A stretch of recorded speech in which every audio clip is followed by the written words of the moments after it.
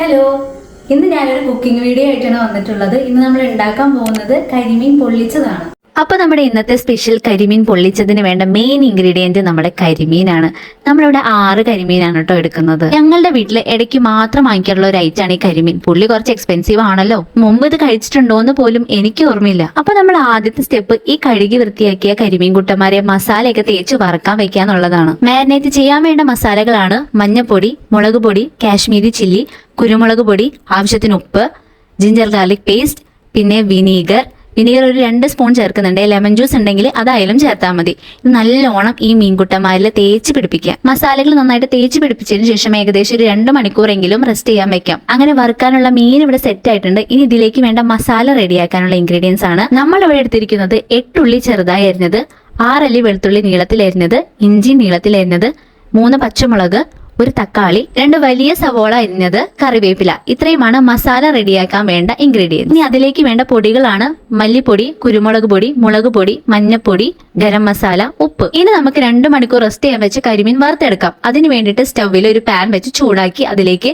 Coconut oil ആണ് നമ്മളിവിടെ use ചെയ്യുന്നത് വറുക്കാൻ. വെളിച്ചെണ്ണയിൽ വറുക്കുമ്പോഴാണ് കരിമീന്റെ തനതായ ടേസ്റ്റ് കിട്ടുന്നത്. വെളിച്ചെണ്ണ നന്നായി ചൂടായി വന്നതിന് ശേഷം 1 തണ്ട് കറിവേപ്പില അതിലേക്ക് ഇട്ട് കൊടുക്കാം. അതിനുശേഷമാണ് കരിമീൻ വറുക്കാൻ എടുക്കുന്നത്. മീനിൽ നല്ലോണം ആ മസാല പിടിച്ചിട്ടുണ്ട്. അത് നമുക്ക് ഓരോന്നായിട്ട് നമ്മുടെ പാനിലേക്ക് ഇട്ട് കൊടുക്കാം.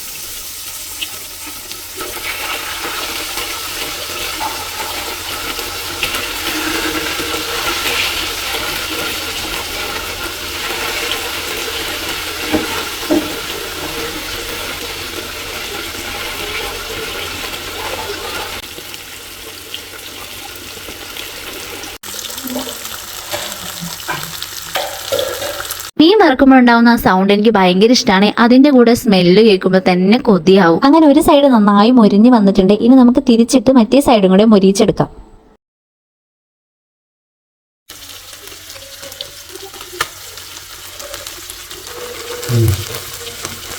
എല്ലാ കരിമീനും നമ്മൾ വറുത്തെടുത്ത് റെഡിയാക്കിയിട്ടുണ്ട്. ഇനി ഇതൊരു പ്ലേറ്റിലേക്ക് മാറ്റി വെച്ചിട്ട് നമുക്ക് മസാലയ്ക്കുള്ള കാര്യങ്ങൾ നോക്കാം. മസാല റെഡിയാക്കാൻ വേണ്ടിയിട്ട് മൺചട്ടിയാണ് നമ്മൾ എടുത്തിട്ടുള്ളത്. മൺചട്ടിയിൽ വെക്കുമ്പോൾ ടേസ്റ്റ് കൂടുന്നതാണല്ലോ. അത് നല്ലോണം ചൂടായി വന്നതിന് ശേഷം കോക്കനട്ട് ഓയിൽ ഒഴിച്ചു കൊടുക്കാം. മൺചട്ടികൾ ചൂടാവാൻ കുറച്ച് ടൈം എടുക്കുമെങ്കിലും ചൂടായാൽ പിന്നെ നമ്മൾ ഗ്യാസ് ഓഫ് ചെയ്താലും ചൂട് നല്ലോണം നിൽക്കുകയും ചെയ്യും. ചൂടായ വെളിച്ചെണ്ണയിലേക്ക് നീളത്തിൽ എരിഞ്ഞു വെച്ച വെളുത്തുള്ളിയും ഇഞ്ചിയാണ് ആദ്യം ഇടുന്നത്. ഇത് രണ്ടും ചെറുതായിട്ടൊന്ന് സോട്ട് ചെയ്തെടുക്കാം.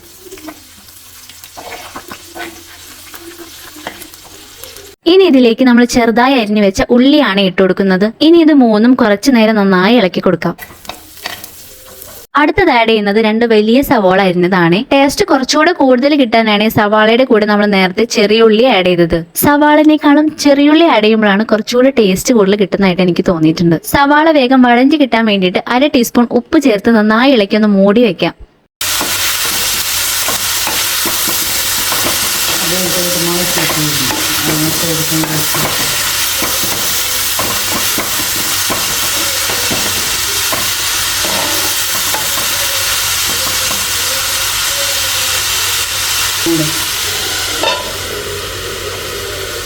ഒരു 2 മിനിറ്റ് കഴിയുമ്പോൾ തുറന്ന് നമുക്ക് വീണ്ടും ഇളക്കി കൊടുത്ത് നന്നായി വഴറ്റിയെടുക്കാം. സവാള നന്നായി സോട്ടായി വന്നതിന് ശേഷമാണ് അടുത്ത ഇൻഗ്രീഡിയൻസ് നമുക്ക് ചേർക്കേണ്ടത്. ഇനി ഇതിലേക്ക് 3 പച്ചമുളക് അരിഞ്ഞത് നമുക്ക് ആഡ് ചെയ്ത് കൊടുക്കാം. വീണ്ടും നന്നായി ഇളക്കി ഒരു 3 മിനിറ്റ് കൂടെ നമുക്ക് മൂടി വെക്കാം.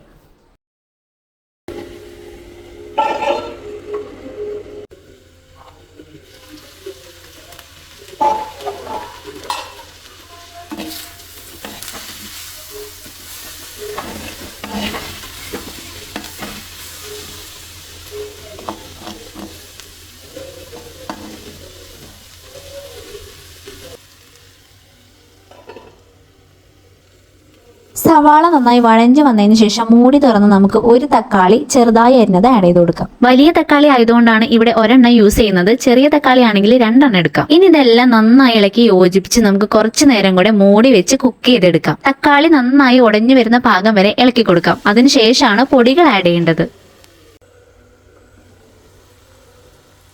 2 മിനിറ്റ് കഴിഞ്ഞ് ഇതിലേക്ക് നമുക്ക് കറിവേപ്പില കുറച്ച് ആഡ് ചെയ്ത് കൊടുക്കാം.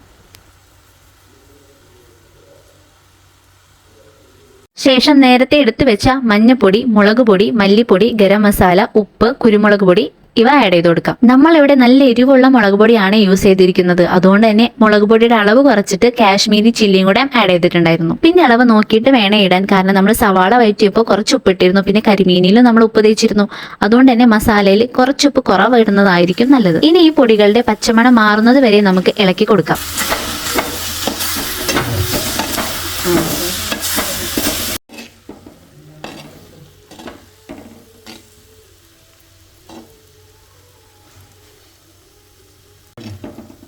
ഒരു മിനിറ്റോളം ഇളക്കിയതിന് ശേഷം മസാലയിൽ ഉപ്പും എരിവൊക്കെ കറക്റ്റ് ആണോ എന്ന് ചെക്ക് ചെയ്ത് നോക്കാം. നമുക്ക് ഈ വാഴയിലയിലേക്ക് നമ്മുടെ മസാലയും കരിമീനും കുറച്ച് തേങ്ങാപ്പാലും കൂടെ ഒഴിച്ച് സെറ്റ് ചെയ്തെടുക്കാം. ആദ്യം നമുക്ക് കുറച്ച് മസാല ഇട്ട് കൊടുക്കാം.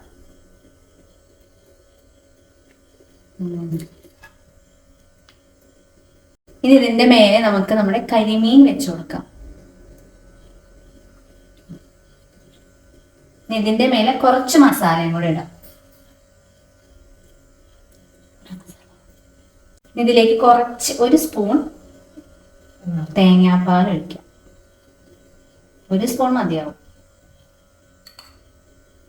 2 വേപ്പിലയും കൂടെ വെച്ച് വാഴ പൊതിഞ്ഞെടുക്കാം.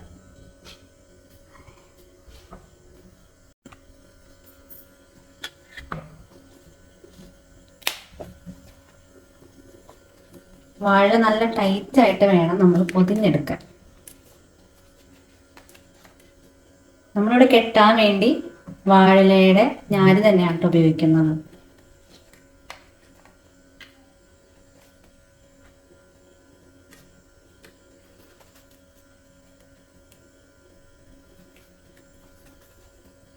ഇനി ഇതുപോലെ ബാക്കിയുള്ള കരിമീനും കൂടെ നമുക്ക് ചെയ്തെടുക്കാം. ഇപ്പൊ നമ്മുടെ പൊതികളെല്ലാം ഇവിടെ സെറ്റ് ആയിട്ടുണ്ട്. ഇനി ഇത് പൊള്ളിച്ചെടുക്കാനായിട്ട് ഒരു ചട്ടിയിലേക്ക് കുറച്ച് വെളിച്ചെണ്ണ ഒഴിക്കുക. ഓരോ പൊതികളായിട്ട് ഇതിലേക്ക് വെച്ചു കൊടുക്കാം.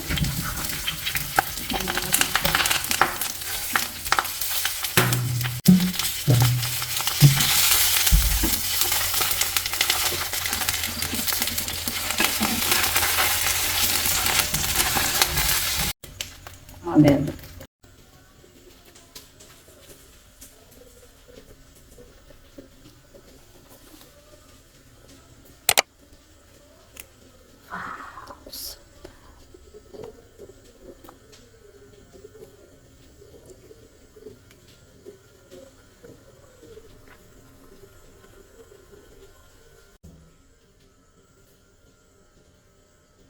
അപ്പൊ നമ്മുടെ കരിമീൻ പൊള്ളിച്ചത് ഇവിടെ റെഡി ആയിട്ടുണ്ട്. ഇനി നമുക്ക് ടേസ്റ്റ് ചെയ്ത് നോക്കാം. കുറച്ച് മസാലയും കരിമീനും എടുത്ത് കഴിക്കാം.